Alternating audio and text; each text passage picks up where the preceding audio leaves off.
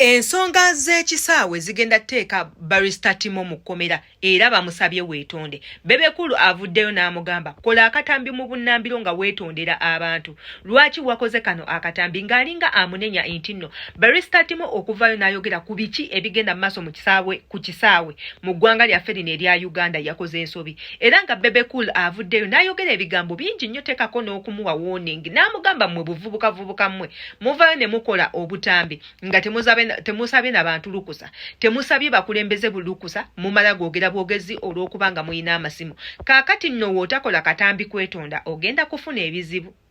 Oba owulira bulungi. Bebekulu avuddeyo n'alabula Barrister Timo era n'amugamba akole mangu akatambi akeetonda. Naye nga lwaki amugamba okukola akatambi akeetonda? Yeetonde olw'ensonga ayogedde ku biki ebigenda mu maaso ku kisaawe kyaffe mu ggwanga lyaffe era ng'ayogedde ku ki ekiruma Bannayuganda. Lwaki babonyabonya Bannayuganda okwenkaniddeawo obubbi bwa ssente bw'Abannayuganda bunaabanga bukomawa? Barrister Timo jjukira y'omu ku balenzi Abannayuganda abali e Bulaaya abateerya ntama nti ye ekintu walaba nga kisusse agenda kuvaayo akyogereko nga tamaze kusaba muntu yenna lukusa. Wabula twabadde tetumanyi nti oba ebigambo byavaamu bigenda kunyiiza abantu abamu abanene. Kati nno mwe bitwalidde ne Bebekulu oyo nno n'avaayo olw'okuba nti ye obulamu bwatereera avuddeyo nakola akatambi n'awooninga Barrister Timo n'amugamba gwe kavubuka gwe nkuwadde saawa busaawa okulaba nga weetonda. Obutambi bw'okola teri yakutuma.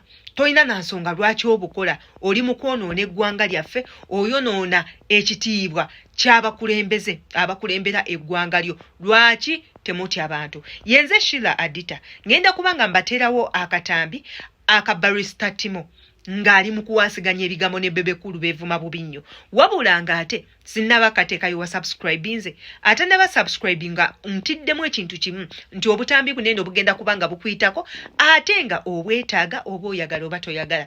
Naddala nga oli muntu waffe waneeno ku butaka bwaffe obutambi bunene oba oyina obbuuliza nti ebintu ebimu ebigenda mu maaso tubiteeka waneeno tubisharinge nammwe mutuwe endowooza yammwe tumanye kiki kye tusobola okukola. Tugenda kweyiiya tutya eggwanga lyaffe okulisigalamu ne tuba n'emirembe ne tubeera n'essanyu. Jjukira kino tokikolera nze tokyekolera wabula okolera abaana bo. Teekako n'abazzukulu bo abalijjawo nga gw'ogenze. Mulimu abantu abamu abajja ne batugamba omuzzukulu nze tantumangako kubaako kye njogera oba omwana wange tantumangako kwogera ku biki biruma Bannayuganda. Naye jjukira nti gwe ekyo ky'otuulidde kye kigenda okulaga omwana we agenda kubeera watya mu biseera ebijja mu maaso. Kye kiraga iggwe mu mbeera mu nsi muno obadde mu mbeera ki. Jjukira nti buli kintu gye kikoma okunyigiriza n'osirika obeera weerumya ate olumya n'abo abagenda okujja. Katusooke tugendeko mu katambi ka Barrister Timo nga bawasiganya ebigambo ne Bebekulu ate era tukomewo.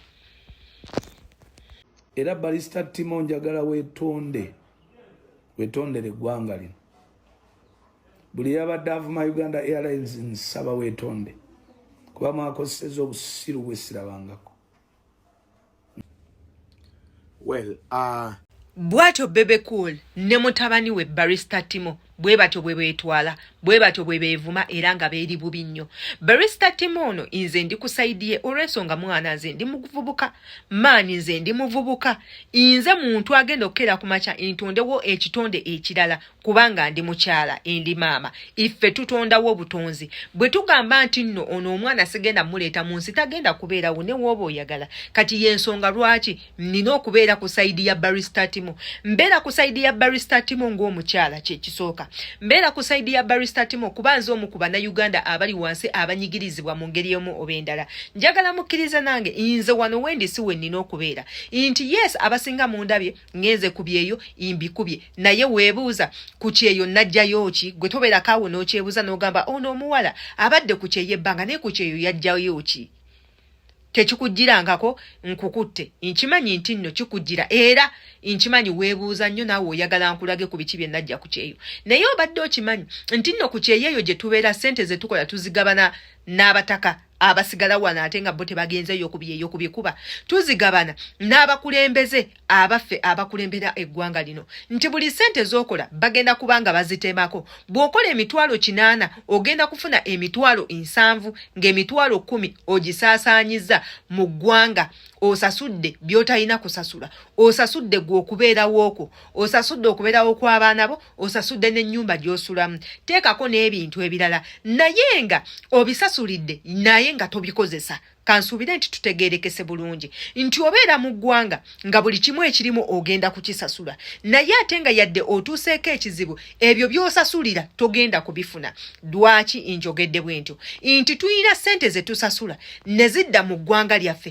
nga tusuubira nti kwezo ssente ze tusasula buli munnansi asobola okuba nga ayambibwa mu ngeri emu oba endala ng'ayambibwa ggwanga lye ne tubanga tetukifuna kyembadde ntegeeza nti osobola okugenda mu malwaliro ge tugamba nti aga malwaliro ga bwereere n'otuukayo nga tegaliimu ddagala naye nga jjukira ku bbanga lyonna ly'obaddewo mu nsi muno ne bazadde bo babadde basasulira eddagala eryo libeerewo naye ekyembi teririiyo nti ogenda tuuka mu ddwaliro omusawo okukukwatako ayina okukwatirako obwereere akugambe bw'oba toyina mitwalo 10 sigenda kukukwatako naye jjukira nga ssente oziteekayo ezirina osasula omusawo oyo abeere ng'akukolako mu bunnambiro wonna wojjidde ebyo nno bye twogerako ng'Abannayuganda twogera ku nsaasaanya ya ssente mu ggwanga lyaffe erya Uganda by'ebimu ku bintu ebituluma nga ffe abavubuka nti tukola nnyo n'okola okufuna emitwalo 5 naye nga jjukira emitwalo 5 tegisobola kuliisa bantu bo kumala wiiki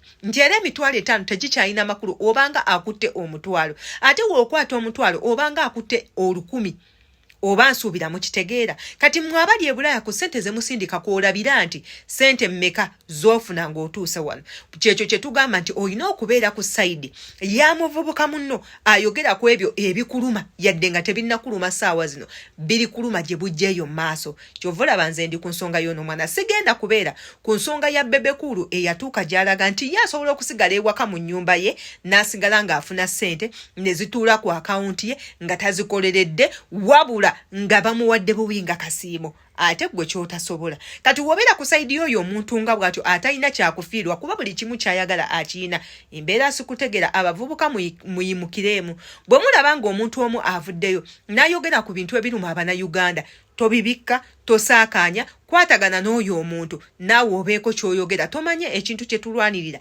kiyinza okukyuka mu katikitiki oba gye bujjeeyo mu maaso yenze Sheila Adita olowooza ki ku katambi nga kano